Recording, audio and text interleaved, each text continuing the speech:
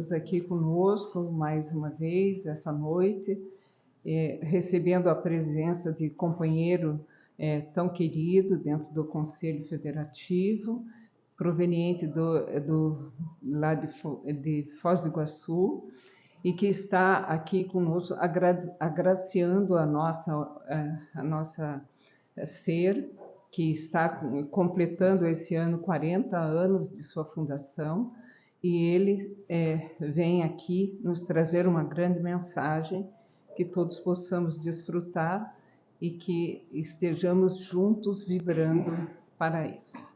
Antes de apresentarmos efetivamente o nosso companheiro Sóstenes, vamos efetuar a prece em conjunto. Deus, nosso Pai Criador, Jesus, nosso irmão, nosso mestre, guia espiritual da terra. Agradecemos, Senhor, pelo banquete espiritual desse momento, que possam os espíritos superiores de nossa casa virem agraciar com a presença aqui, fortalecendo-nos todos, mas principalmente envolvendo nosso companheiro Sóstenes na sua exposição e na condição de que nós, ouvintes, prestemos muita atenção e incorporemos ainda mais, como temos feito, esses ensinamentos que aqui serão direcionados a nós. Que Deus ampare a todas as atividades que a casa esteja efetuando no momento e nos envolva em muita paz. Então, vamos estar apresentando aqui o nosso companheiro Sóstenes Carvalho Cornélio.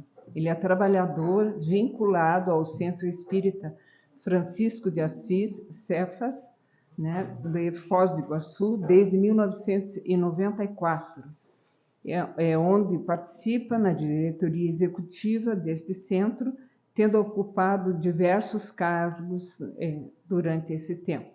Atualmente é diretor doutrinário e coordenador de grupos mediúnicos e foi presidente da 13ª URI por 3 gestões.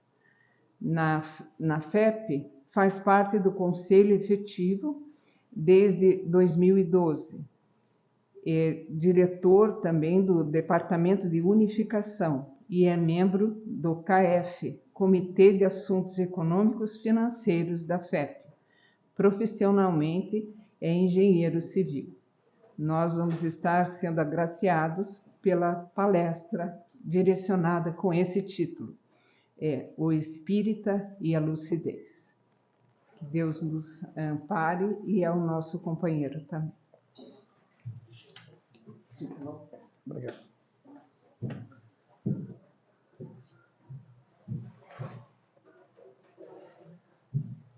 Boa noite. Que Deus nos acalente, nos conforte, nos esquente nessa noite. Que nós possamos trazer aqui algumas reflexões acerca desse tema, Espírito e a Lucidez, que não é meu. Vocês sabem de quem é, né? É de uma pessoa muito especial aqui para essa casa, professor Raul Teixeira. Esse tema foi trabalhado por ele no 4º Encontro Estadual Espírita, ocorrido em Cascavel, no Paraná, no ano de 2001. E ele, está no site da FEP. Nós não vamos falar, porque longe de nós, queremos aqui falar o que o Raul fala. Mas é apenas um jeito da gente fazer a nossa reflexão acerca da necessidade de nós, espíritas, buscarmos ser lúcidos, de nós procurarmos realmente aproveitar tudo que o Espiritismo tem a nos oferecer, através da vivência, do estudo, da participação, enfim. Porque esse é o foco desse trabalho tão valoroso feito por Raul Teixeira. Indicamos a vocês que vejam o seminário completo. Ele está disponível na FEP e no YouTube. Mas o que é que nós queremos conversar, refletir esta noite sobre esse tema? Principalmente, ali está colocado por Raul Teixeira a forma de aceitar, de receber o conhecimento. E no nosso caso, o conhecimento espírita. Porque nós já sabemos e aprendemos que a doutrina espírita é uma doutrina de conhecimento.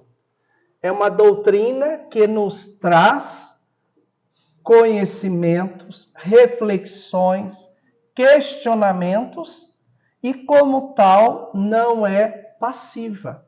O nosso comportamento, a nossa postura diante do Espiritismo não pode ser passivo. Ou melhor, não deve. Até pode, porque muitas vezes, nós vemos espíritas que até renascem em famílias espíritas, mas não conseguem, ao longo da sua existência, entender e compreender o que é que a doutrina quer de si, na sua existência. Desse modo, então, o que nós vamos trazer aqui são enxertos de algumas obras espíritas que vai propor a nós uma reflexão, nos propor uma reflexão acerca de qual é o objetivo da doutrina espírita em nossas vidas. Por que nós devemos, então, ter esse comportamento, de questionar, de refletir, de pensar a doutrina espírita no nosso dia a dia? Porque não é uma doutrina dogmática, não é uma doutrina inquestionável. E isso nos leva a pensar sobre, muitas vezes, aonde nós estamos buscando a doutrina espírita. Porque por ser uma doutrina atual, por ser uma doutrina de livros, aonde a partir das obras básicas, diversas, centenas, milhares de obras acerca dos mais diversos temas foram publicados e continuam sendo publicados, e hoje, através das mídias, ela se espraia, ela se amplia. Todo dia nós vemos explicações boas acerca do que se passa nesse mundo, e não poderia ser diferente as chamadas fake news espíritas. Porque quantos estão aí? Aconteceu um terremoto, você vai lá e já pega. Nossa, a explicação para o terremoto foi fulano de tal. Morreu não sei quem, a explicação. É o mundo de hoje. Nós estamos realmente invadidos por esse comportamento de conhecimentos verdadeiros, conhecimentos fantasiosos e conhecimentos equivocados. E aí, nós iniciamos naquilo que o Raul Teixeira, e é essa parte do seu trabalho que eu gostaria de trazer para a nossa reflexão, de como ele, como professor, como educador, coloca ali as posturas de receptividade do conhecimento e, por extensão, do conhecimento espírita. Então, nos fala, Raul, que existem duas posturas dentro do conhecimento da educação, e eu não vou ampliar aqui, porque eu não sou educador, me perdoem não poder explicar mais profundamente isso, mas não é o nosso objetivo. Apenas tiramos aqui alguma pincelada da fala do Raul, que existe a postura dogmática e a postura heurística.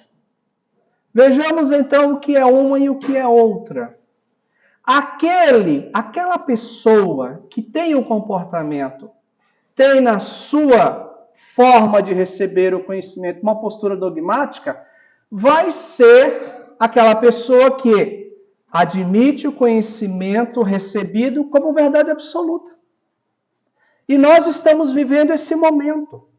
Olha, o fulano falou, não se questiona. O cicrano disse, não se questiona. Até mesmo dentro do movimento espírita, por que não?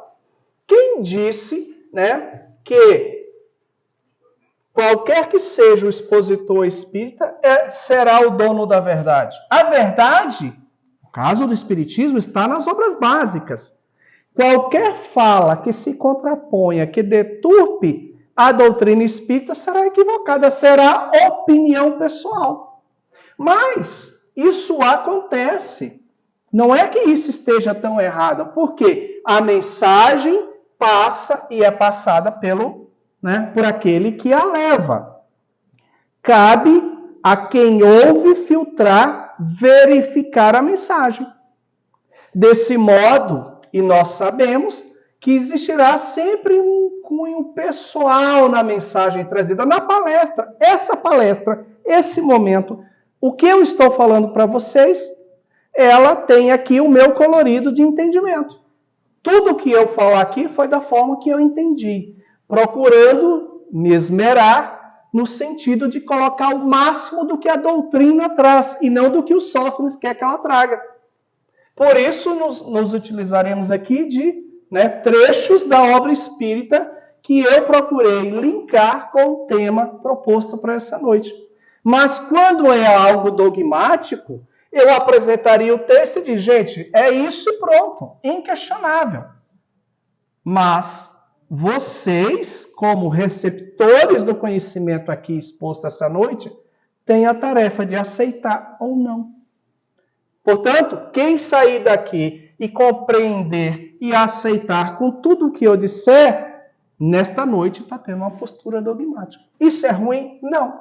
Porque se tudo o que eu falar for bom e for espírita, ótimo. Mas como seres humanos, como palestrantes, como trabalhadores, como espíritas, nós também erramos. Desse modo, quantos expositores espíritas não erram? Não falam abobrinhas. Nós, como receptor, escolheremos se levaremos aquele equívoco dentro como a verdade para a nossa vida, ou se vamos folhear as obras, vamos interpelá-lo, vamos procurar outro palestrante, outro coordenador de grupo de estudo, dizer, peraí, mas ele falou isso, eu não entendi, não é isso. Não é isso. Nós que somos coordenadores de grupo de estudo, sabemos que se não nos prepararmos, a gente vai pelos achismos. Então, essa postura também, ela vai colocar o transmissor como intocável e irretocável. Não, ele falou, está falado. O fulano disse, ninguém questiona. Isso é verdade? Isso pode ser uma verdade? Depende. Existem, sim, bons trabalhadores, existem ícones, existem palestrantes, como aqueles que nós conhecemos, Raul, Divaldo, Alberto Almeida e tantos outros, que pela dedicação, pela sua vida, são referências de transmissores de conhecimento da doutrina espírita. Mas são exceções, gente. A grande maioria que aí está, muitas vezes nem vinculada às casas espíritas estão. São palestrantes de internet, são youtubers espíritas. E este é o grande problema. Tomarmos como verdade essas coisas que chegam e a gente diz, é intocável. Eu vi esses dias alguém falando assim, porque vocês já viram que o que mais tem agora é o Chico falou? O Chico disse, todos os assuntos que saem na humanidade, o Chico tem uma opinião. E aí uma pessoa que estava sendo entrevistada que disse, eu estou vendendo a vocês o que eu recebi, que disse que viveu com o Chico, disse que o Chico conversava pouco. Se Chico dissesse tudo que é atribuído a ele, não seria o Chico. E assim nós vamos. Então, o transmissor para essa pessoa é irretocável. É uma postura de quem não questiona. Não, se ele falou, está falado. Então, aquele que tem a postura dogmática não questiona nada. Não se dá o trabalho de questionar. E, por fim, não se interessa em saber se o tema foi aprofundado. Aqui nós pecamos como espíritas. Porque quantas e quantas atividades, palestras, e seja lá o que for, ultimamente tem passado superficialmente no conhecimento espírita. Porque aprofundar dá trabalho. Aprofundar tem que ler. E ler as obras básicas, Lê as obras iniciais, as primeiras, né? Aquelas contemporâneas de Kardec. Porque são livrinhos sem figuras e letras pequenininhas. Ninguém quer mais abrir um livro grosso que não tem figura, né? E aquela letrinha, talvez pela idade, mas a gente já está tendo as obras básicas grandes, né? Letras grandes. Talvez Leon Denis, Animismo e Espiritismo, né? E todas essas obras. Vamos ver se a gente consegue aumentar a letra, porque daí a gente volta e lê. Porque hoje, para ler essas obras, tem que ter um bom óculos e uma lente, porque as letrinhas são desse tamanho, o livro é desse tamanho e é grosso. E os parágrafos, mínimo. Ou seja, são densas, mas são profundas no conhecimento. Então, aquele que tem a postura dogmática, não quer saber de aprofundamento, não. Leva para casa o que te oferece e fica por isso mesmo, né? Em contraponto, isso nos traz o professor Raul Teixeira, que a postura heurística é aquele que quer saber um pouco mais. É aquele que instiga, que sai da recepção do conhecimento, deixa de ser passivo e passa a ser ativo no receber a doutrina espírita. O que ele recebe é só o começo. Ele dialoga com o autor da obra da palestra. O palestrante termina, concorde ou não, ele vai lá e conversa. Olha, eu gostei disso. Isso permite uma outra visão. Cada leitura que a gente faz de um livro, de qualquer obra, uma palestra, a próxima leitura, o próximo encontro com o conhecimento já nos dá outra visão. Então, heuristicamente, você se abre ao questionamento, você dialoga com o conhecimento. E, para ele, os conhecimentos não se esgotaram, pois admite que ninguém sabe o todo de tudo. E é verdade. Nenhum de nós aqui sabe o todo de tudo. Seria chato, né? A gente saber de tudo. Nós nos especializamos em algumas coisas, profissionalmente, emocionalmente, intelectualmente, e até dentro da doutrina espírita. Há aqueles, né, que não querem nem saber de mediunidade. Adora, né, a parte da filosofia. Outros, né, vão direto, né, para o conhecimento da mediunidade. E outros para, né, a ciência. Mas nós aprendemos na doutrina espírita que esse tríplice aspecto é o que dá estabilidade. Igual o tripé que eu estou olhando ali na câmera, né? Não é à toa que tem 3 pés.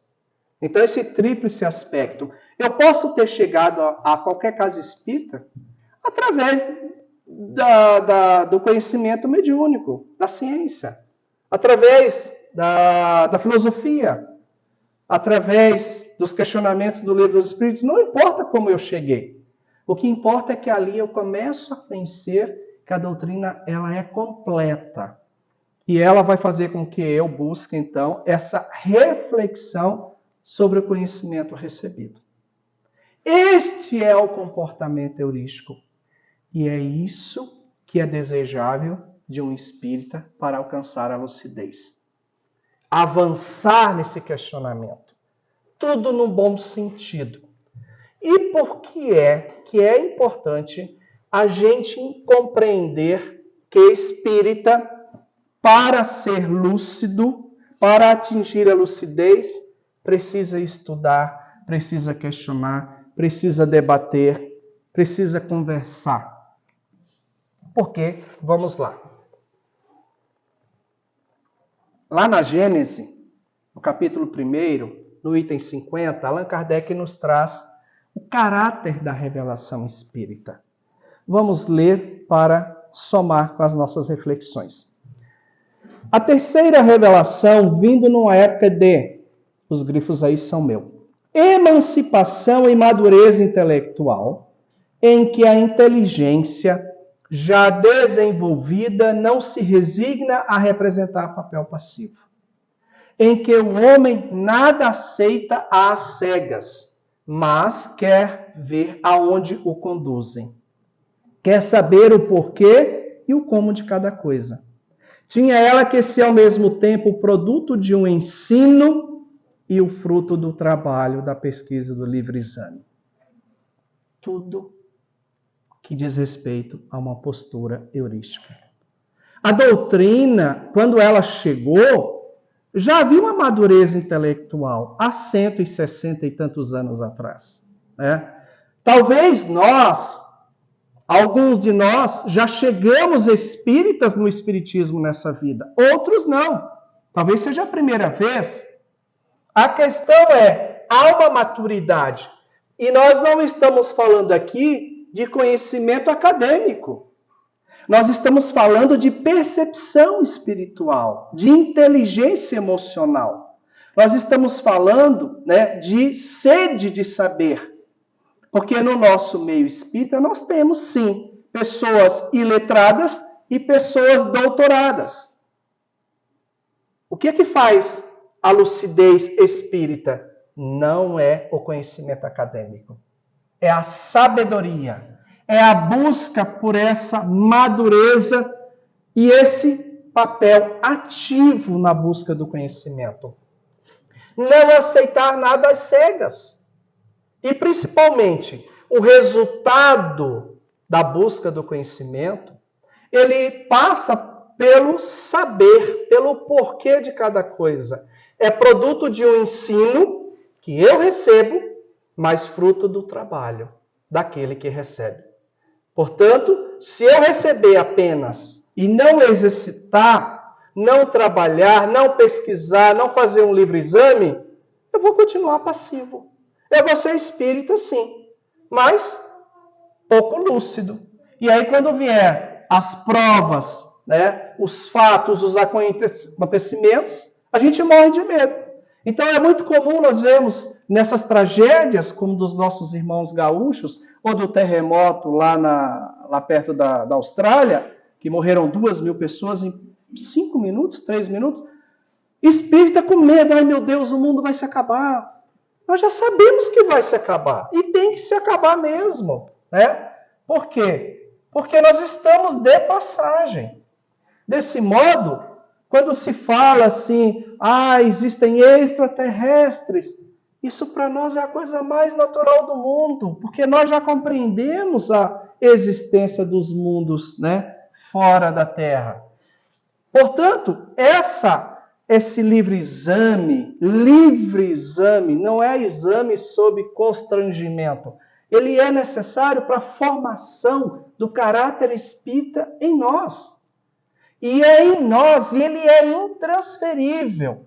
É um problema a gente querer que os outros sejam espíritas, se a gente não dá conta nem de nós. Fiscalizar o espírita nos outros. Ser fiscal de Kardec. Dar kardecadas.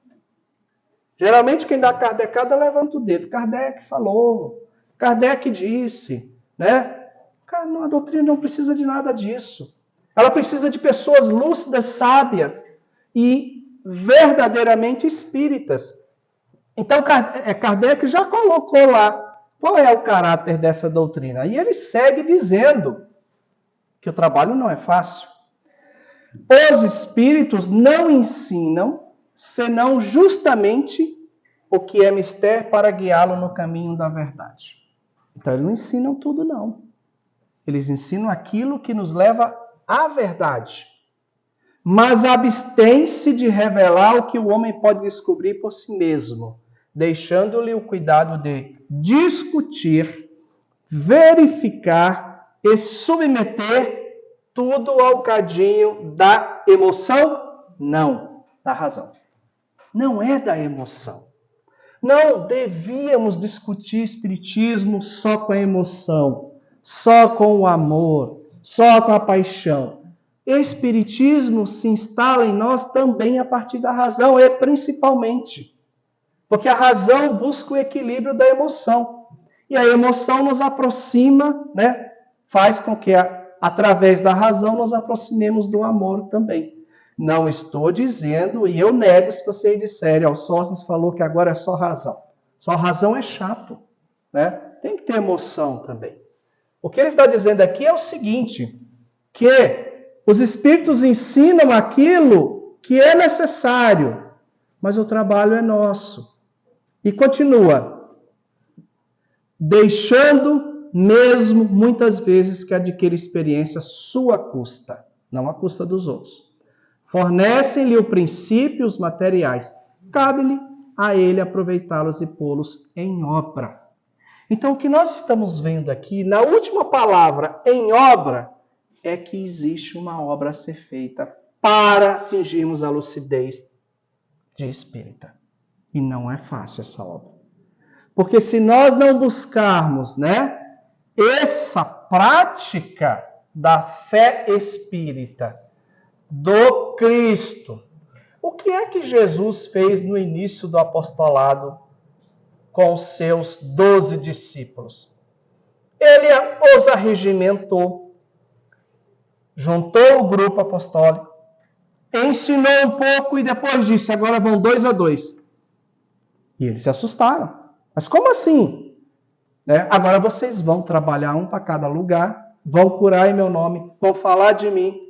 Ah, mas nós podemos morrer, nós vamos importunar pessoas poderosas.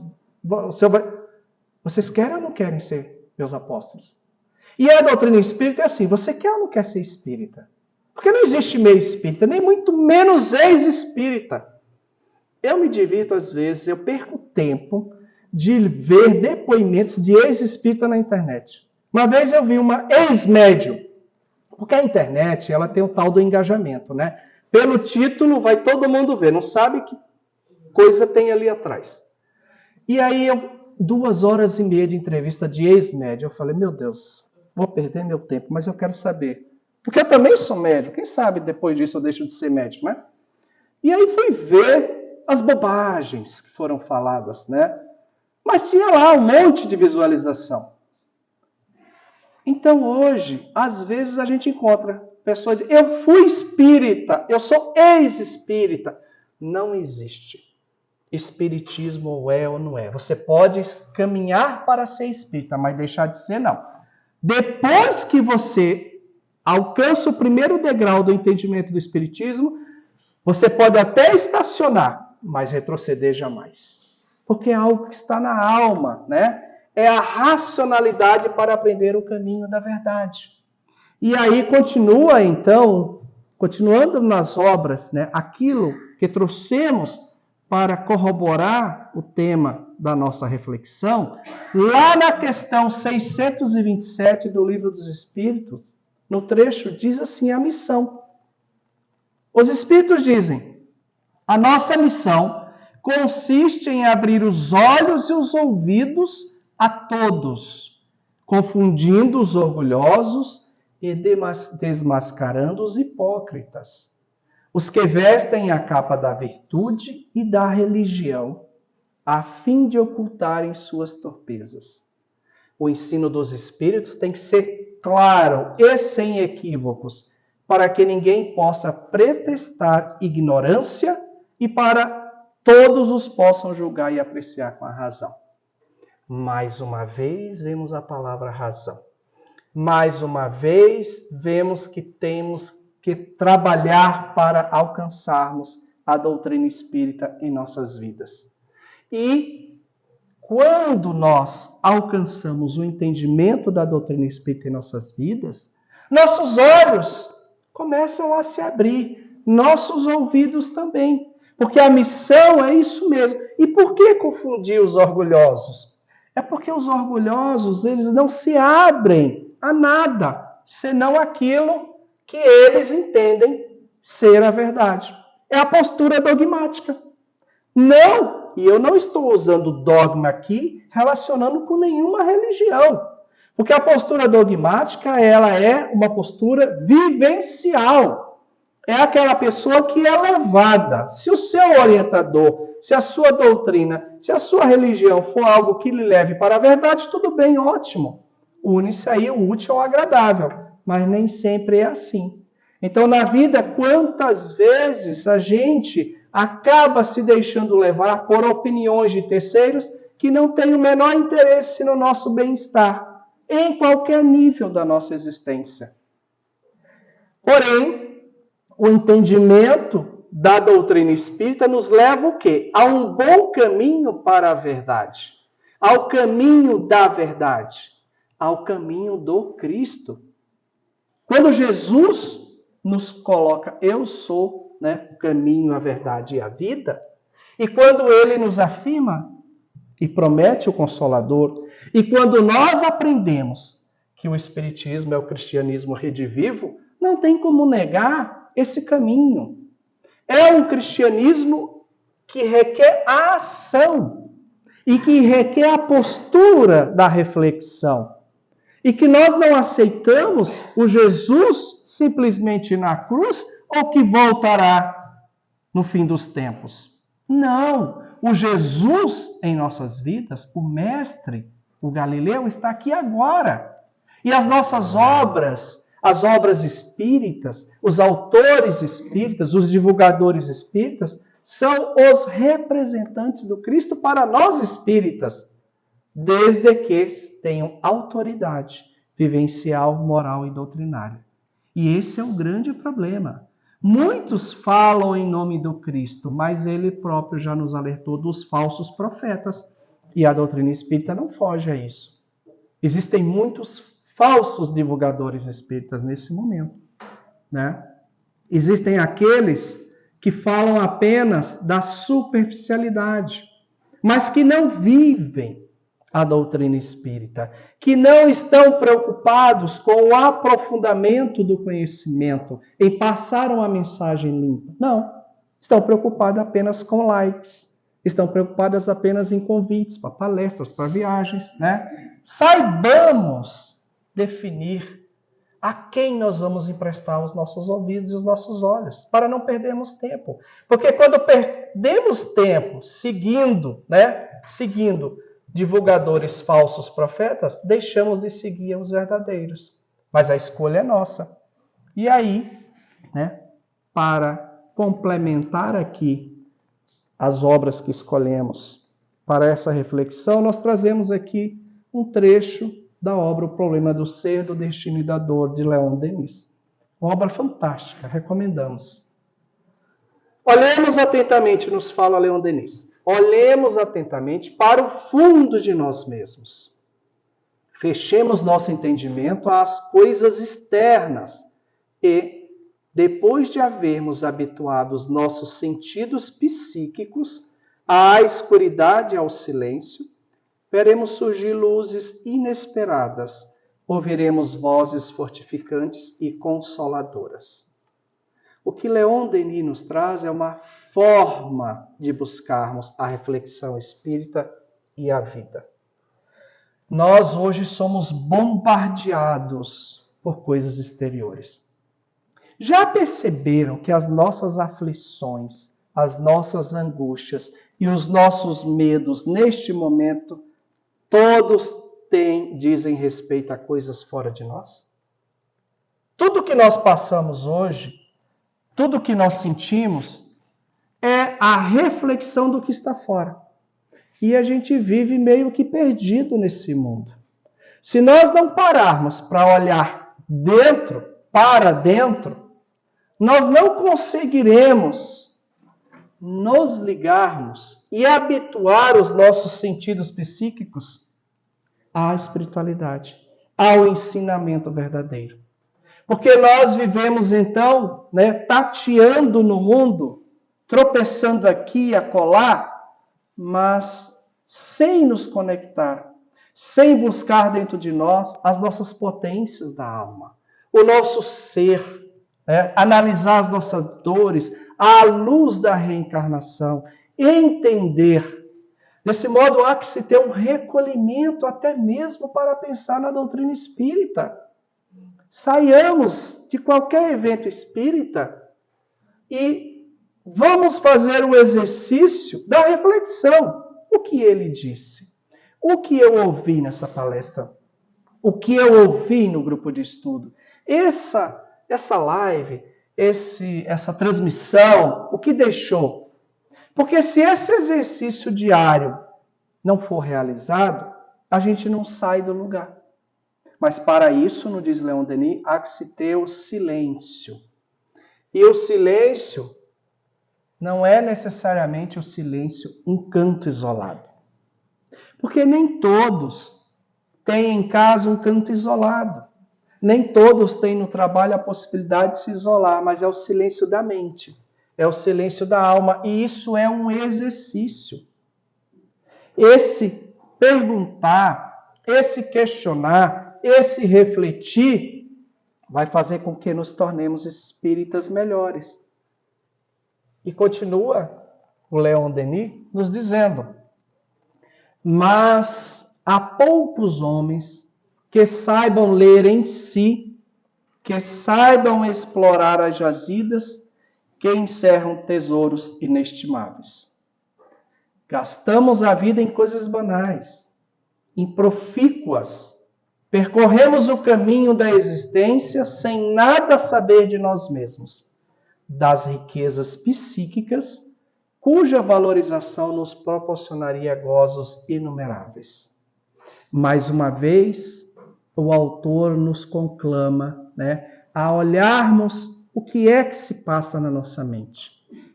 E aí nós não podemos esquecer dos nossos anjos guardiões. Eu tenho uma inveja. Não é inveja espírita cristã, não. Isso é bobagem. É inveja mesmo de quem tem sensibilidade e que está ligado com os espíritos. Eu não tenho. Não vejo, não ouço, sinto muito pouco, apesar de trabalhar em grupos mediúnicos há muito tempo, mas me sinto meio uma pedra. E a gente sabe que a nossa mediunidade é intuitiva, Mas até para ser intuitiva, meus pensamentos estão tão dispersos muitas vezes que fica difícil captar. Mas aí eu falo, eu tenho inveja. Uma vez eu estava conversando com um expositor que foi lá para Foz do Iguaçu, companheiro aí do Estado, e eu, como presidente da URI, eu estava de chofer, Estava de motorista dele. E ele entrou no carro e a gente tinha um trecho de mais ou menos uns 20 minutos. Ele falou: Sóstenes, você não conversa comigo, que agora eu vou conversar com o meu mentor. Nossa, que inveja. Eu fiquei olhando assim, eu olhava, não enxergava nada. E ele fazia. E se preparando para a palestra. E eu querendo perguntar alguma coisa para o mentor dele, para ele sobrar alguma coisa para mim também, Aí tudo bem, foi. Depois de tudo eu falei: fulano, sério que você tem esse canal aberto com o teu mentor? Sim, isso é desde que nasci praticamente. Falei: nossa, que bom. Ele falou: depende. Porque do mesmo canal que vem os mentores, vem os obsessores. Então nessa hora às vezes é bom ficar fechadinho, Mas também isso é um exercício. Porque nossos canais psíquicos estão aí para nos elevarmos na nossa existência, Desse modo, precisamos exercitar isso, E eu já, nas minhas décadas já, às vezes eu pergunto pro meu: e aí, quando é que você vai aparecer para mim? Cadê as mensagens? Mas a gente sabe que não é tão simples assim, Tem que ter um merecimento muito grande. Às vezes, se ele aparecer, vai mais perturbar do que ajudar. Então é melhor deixar ele lá, eu aqui, e a gente vai caminhando. Eu sei que na hora da desencarnação a gente vai se reconhecer. Ou antes, não sei, Tem certeza que ele está por aí, porque a gente sente.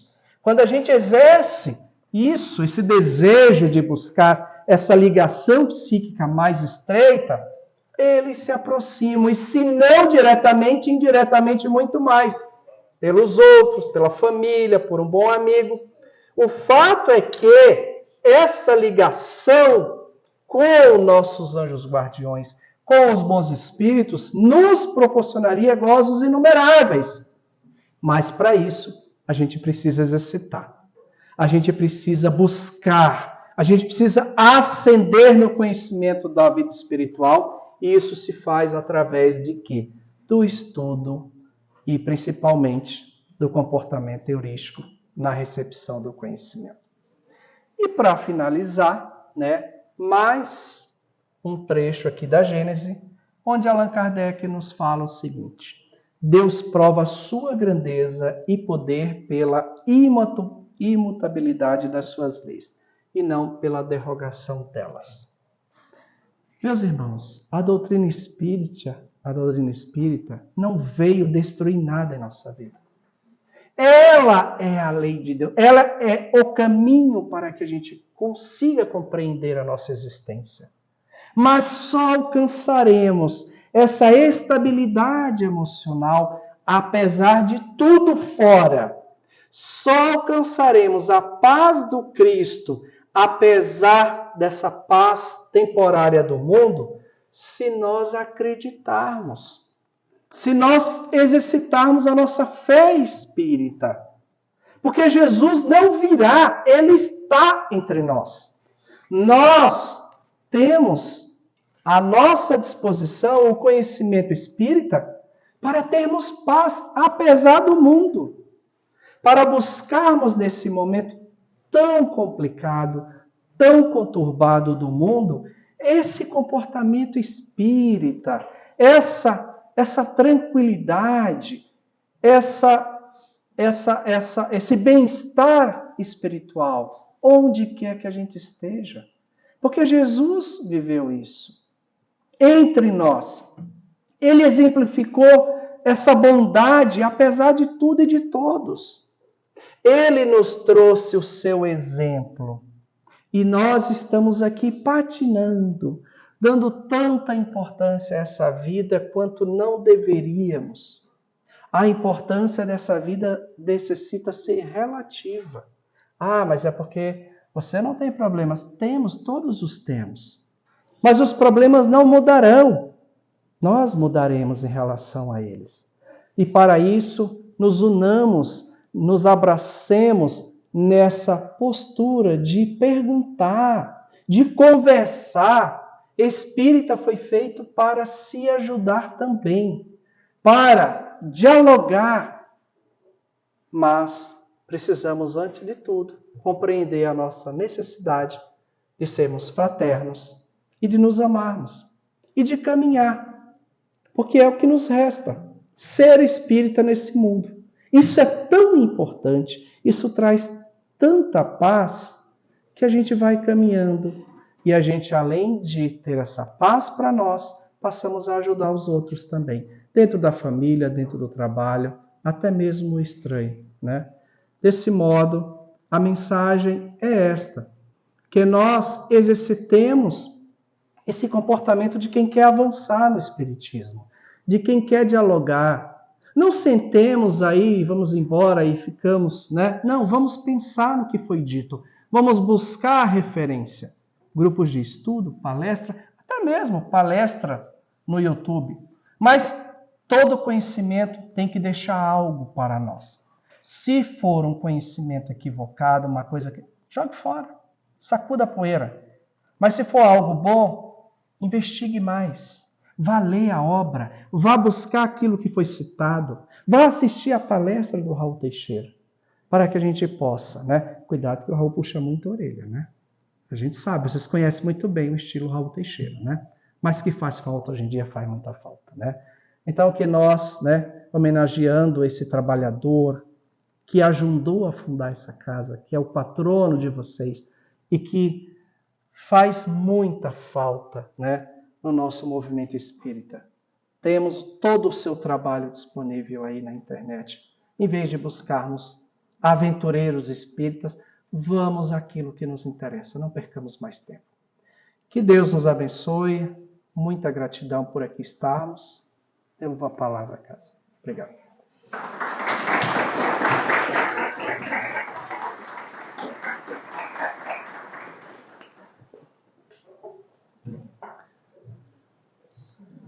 Sentimos-nos agraciados, sem dúvida alguma, pela presença de Sóstenes, recordando, sem dúvida, o patrono nosso, o tio Raul, né? A gente chama de tio intimamente aqui na casa, porque ele teve uma convivência conosco de há muito, e realmente ele trazia toda essa condição da razão para nós em relação a tudo que ele passava. A necessidade do raciocínio cada vez mais efetivo, e é isso que esses tempos nos convidam a realmente efetivarmos.